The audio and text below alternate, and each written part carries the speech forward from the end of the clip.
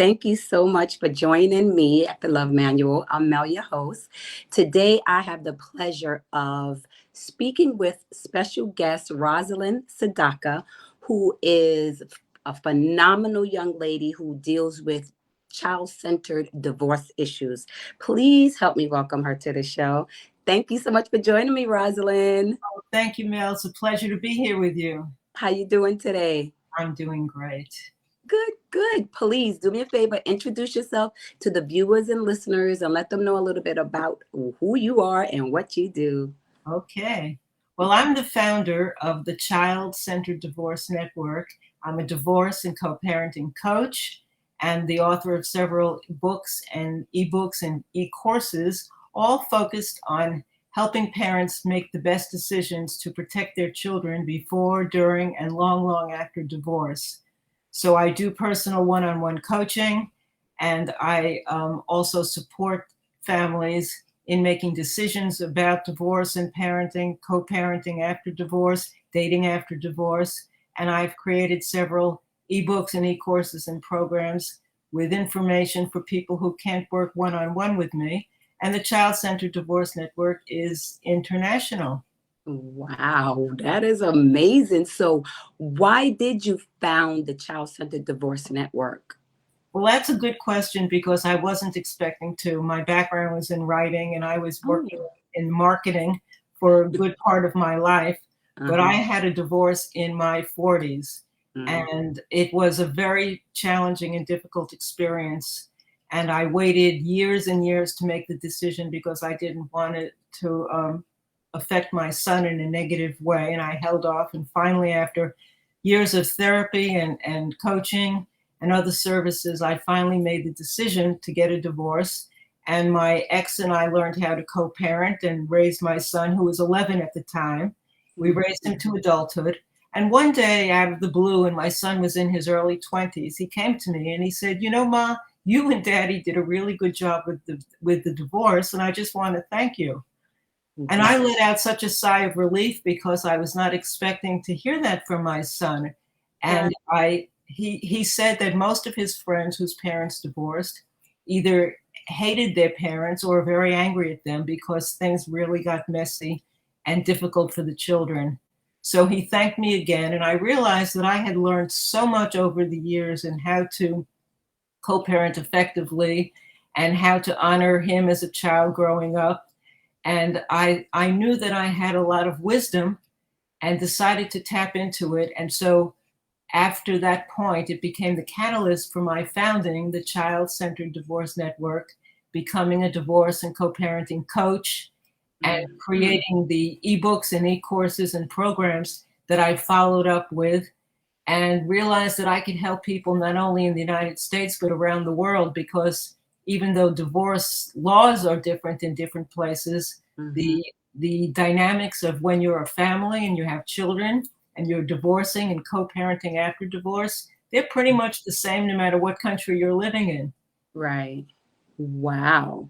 So, how do children of different ages, I mean, how are they impacted by divorce?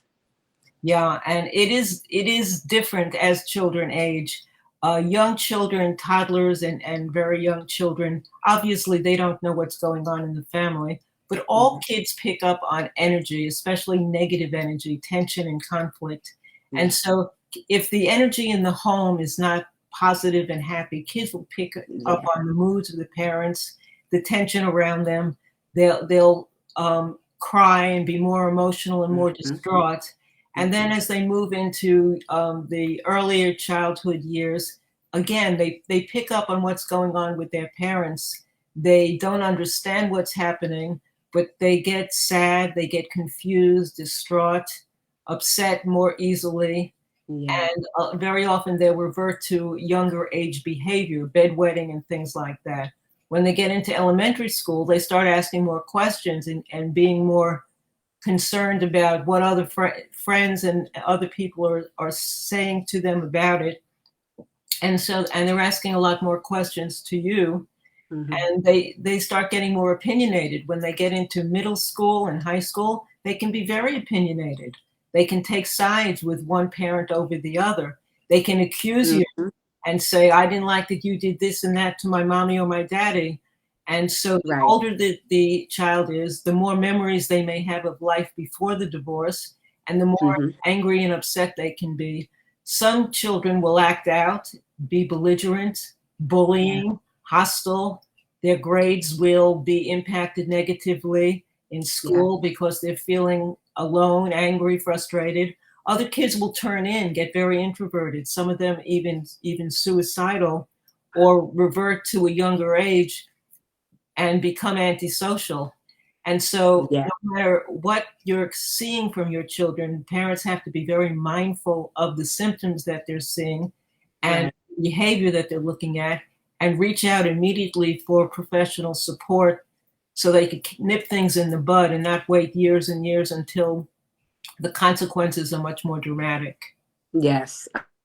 Agree. Wow, that was well said. And it's true because there's a lot of youngsters out there that go to school and behave, different because their parents are going through divorce and they don't know how to cope with it. So, what do you think? Like, how important do you think it is for a parent to speak to the youth prior to them getting divorced? And what do you think the important things are that a parent should know before they break that news? Yeah, that's a one of the biggest challenges parents face is breaking the divorce news. How do you approach it with your children? It's Hmm. so important if both parents can get together on the same page and talk to the kids together. It's very helpful for the kids, because the one thing children understand is that parents are parents, and they're the ones who are running the show in our lives. And if divorce comes along and the parents are still running the show, it gives children a sense of normalcy, and that my parents are taking care of things. They're still making decisions, and I'm safe. When parents are working against each other and they're getting different messages from both parents, that's when it gets much more difficult Hmm. to have a cooperative, peaceful divorce, because the kids are getting messages that are not in alignment.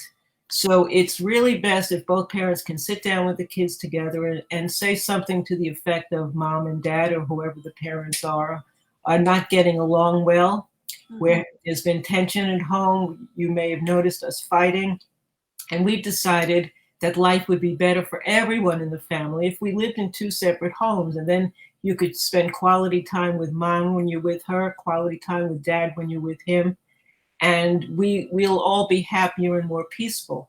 Kids can understand that kind of a message, and it resonates with them.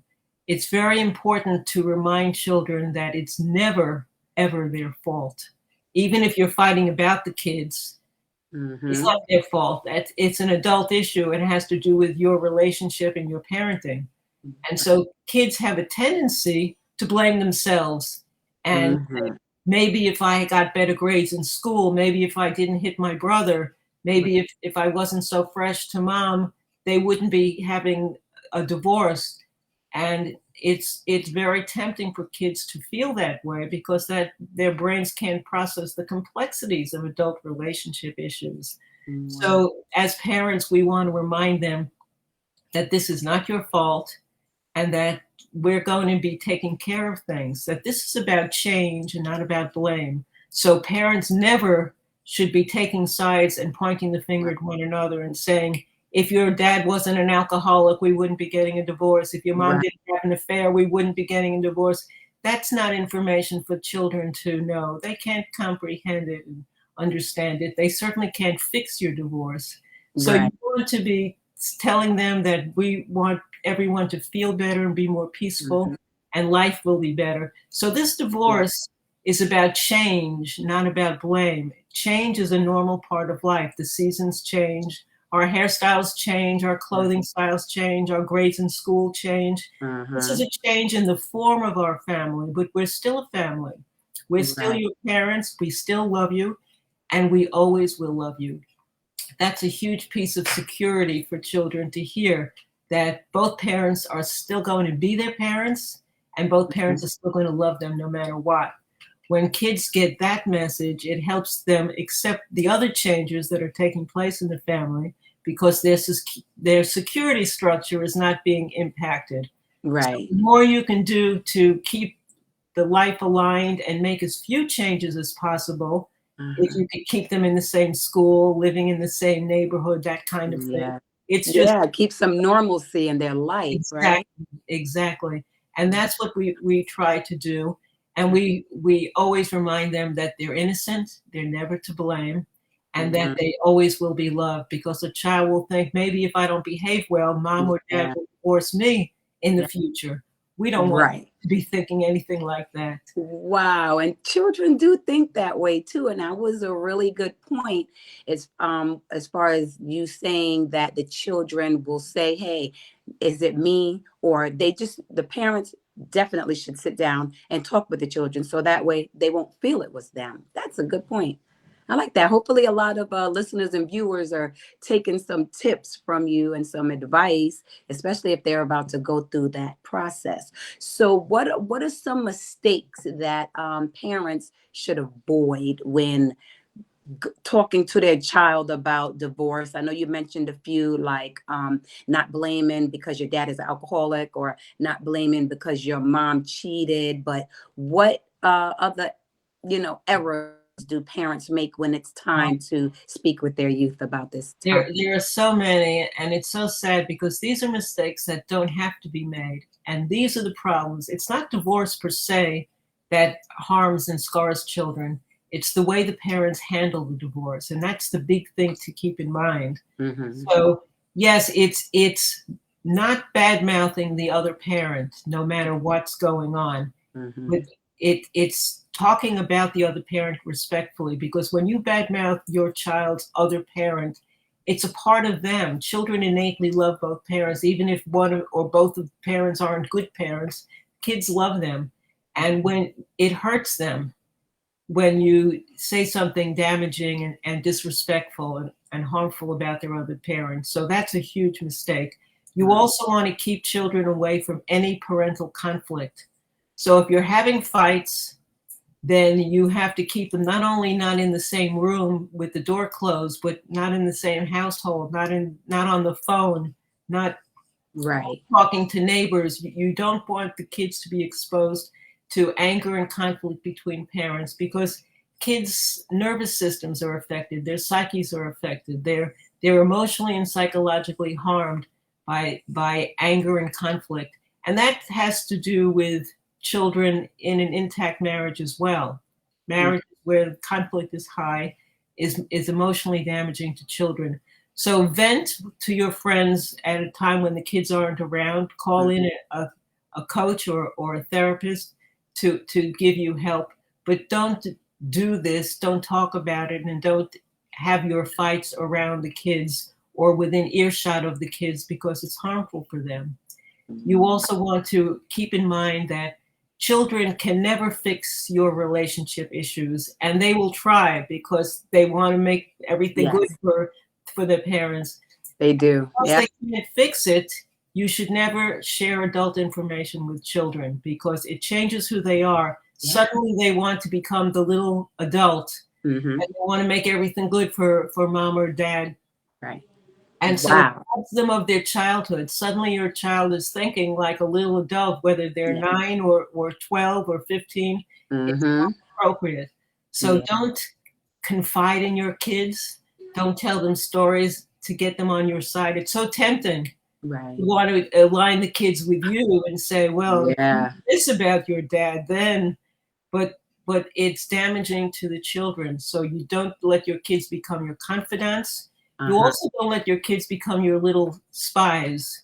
It's very Right. dangerous to say, so what did daddy feed you, and what did daddy's girlfriend say, and Hmm.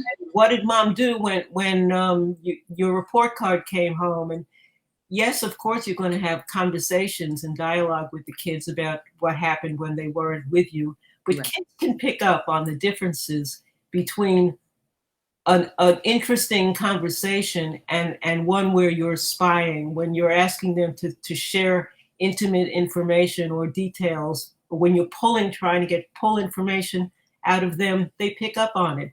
Yeah. Some kids will even sabotage your conversation with them. They'll lie to protect the other parent, or they'll lie to protect you, or they'll avoid sharing information with you. So it isn't a good way of working with your children to put them in that awful, uncomfortable position, because kids want mom and dad to love each other, respect Mhm. each other, and be together harmoniously.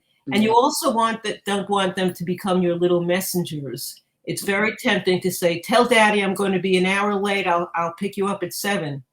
Well, the kids can forget. They can make a mistake with the message. Or again, they may sabotage the message because Yeah. they don't like you or they're angry at you about something. And so it's much better to trust the online co-parenting scheduling tools that are available at a very low cost, or to text or email or do other things where it's adult to adult information and you're not Right. asking your children to become little adults and take care of your information.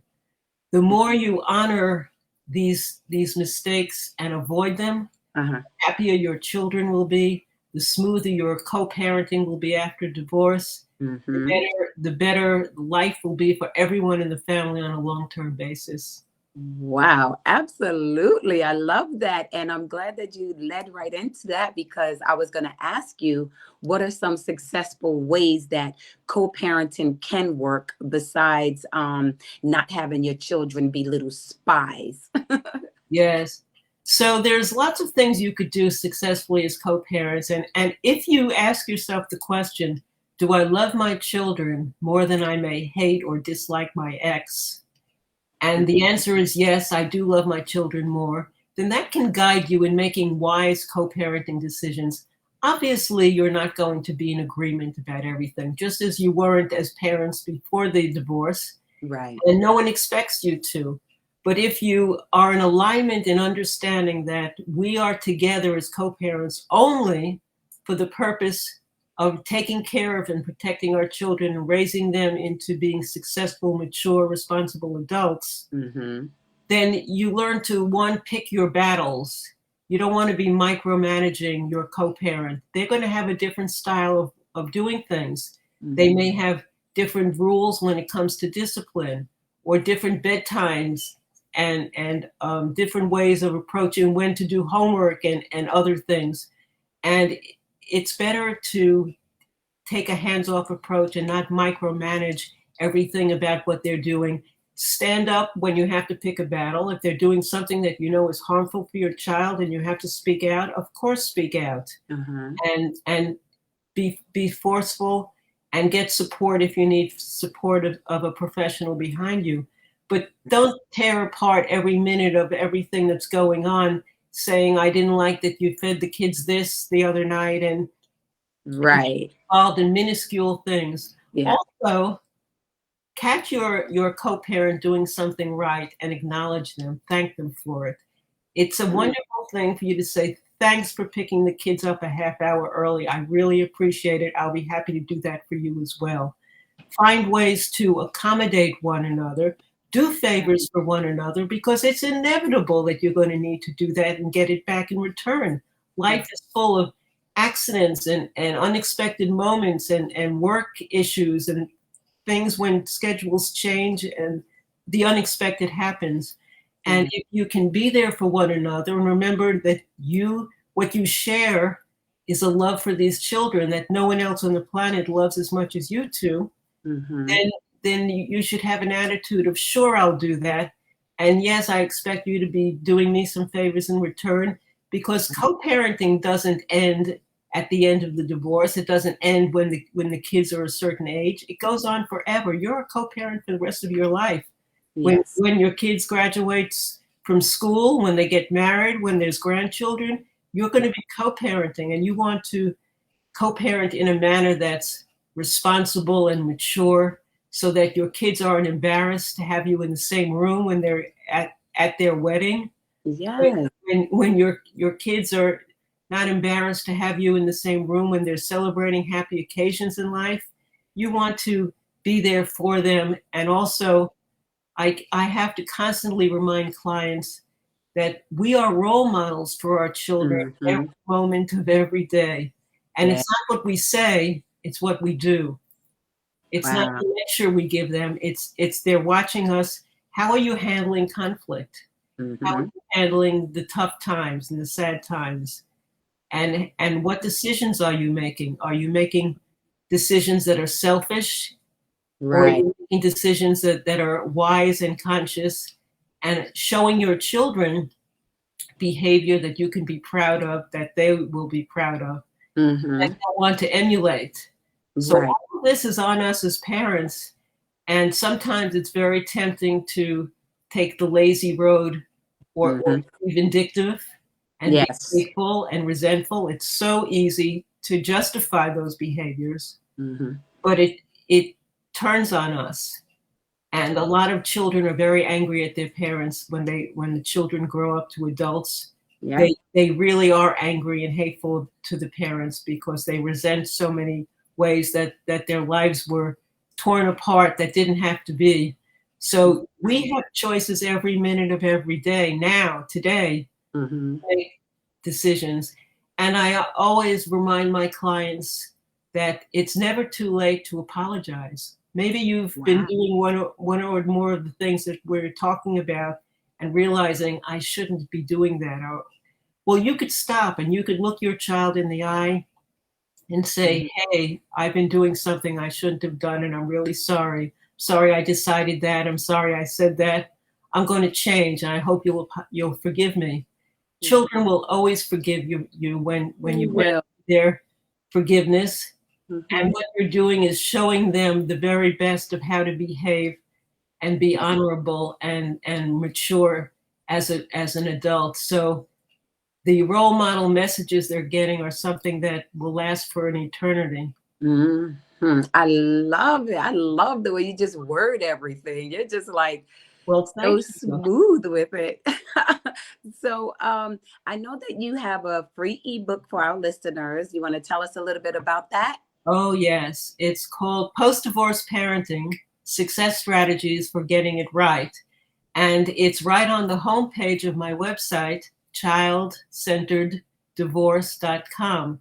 So if Hmm. you go there, you'll find the free ebook. Just enter your email address and it's there for instant download.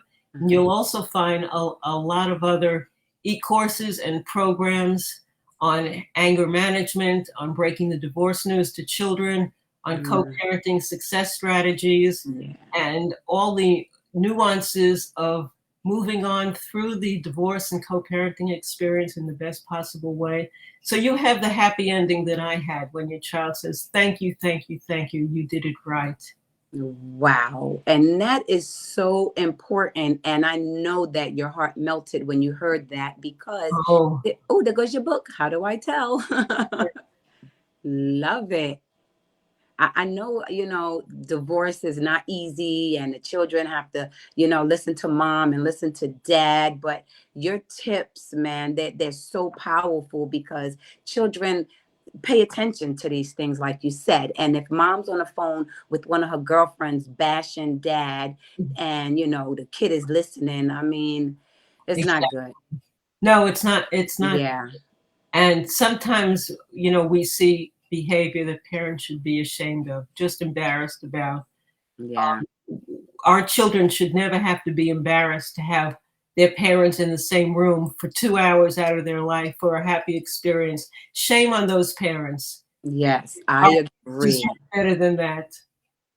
Wow, that is amazing. So, do you have any takeaways or any, insight on what this world, the community, society, parents can do to make this a little bit easier when they're transitioning for the youth? Because us parents, the adults, we can handle these things. Of course, we may be sad because, oh, I've been with this person for so long. But then when you bring a child into it and you're trying to figure out the right way to go, what tips and takeaways can you give to some of these parents who are not doing it right? There's some important questions to ask yourself.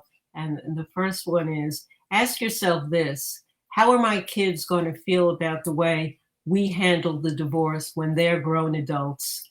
If Mhm. you ask yourself that when your children are 3 or 5 or 10, it's going to eliminate a huge amount of problems that will happen if you're not asking yourself that question.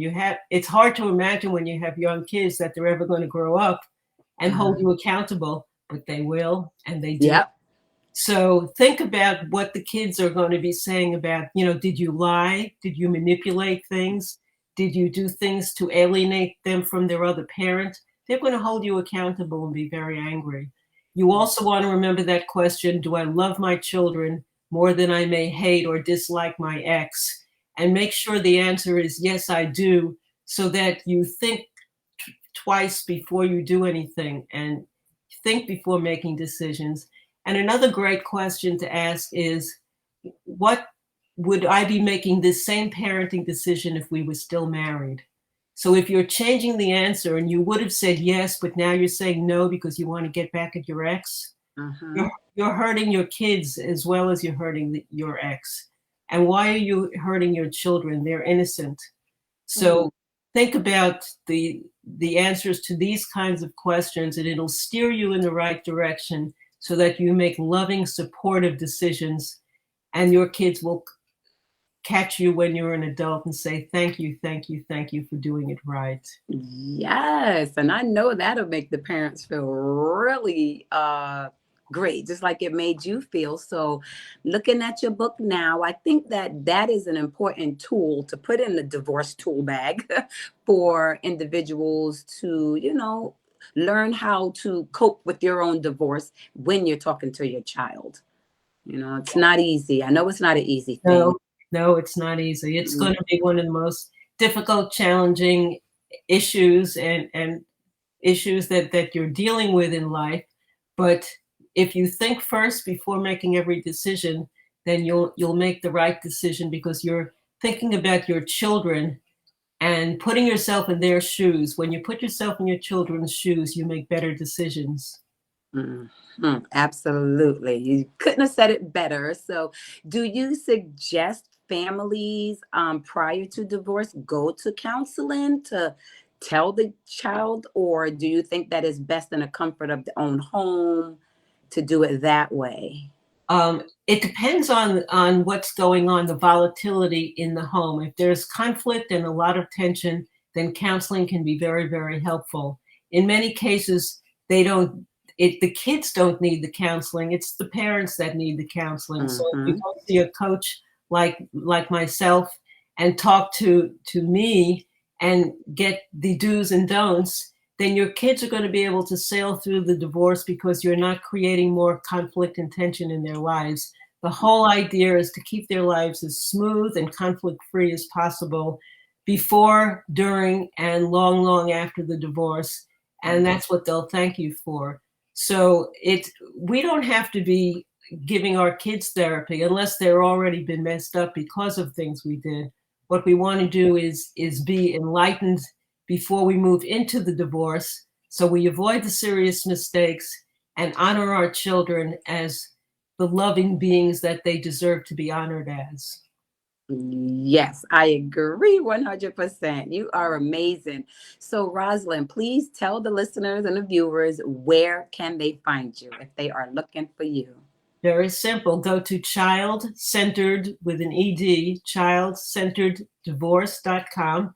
And everything that I do is there, one-on-one coaching, as well as all the courses and programs and free material. I have hundreds and hundreds of articles and blog posts there too, with tons of information on child-centered divorce, as well as a directory of wonderful experts who are all child-centered. So if you're looking for an attorney or a mediator or a coach or any other expert, I have them there. They're all vetted by me to make sure they really put families first. Wow. Oh, I appreciate you so much. And kudos to you and your ex-husband for handling the divorce the way that you did and having your son be proud of you guys, right? I know that's a great feeling. Well, thank you. Thank you so much for your tips and advice. And if you guys are looking for Miss Sedacca, please, like she said, check out her website and, look up a few of her free items that she's going to give you as far as helping you cope with this divorce and your youth. And on Facebook, LinkedIn, and Twitter as well.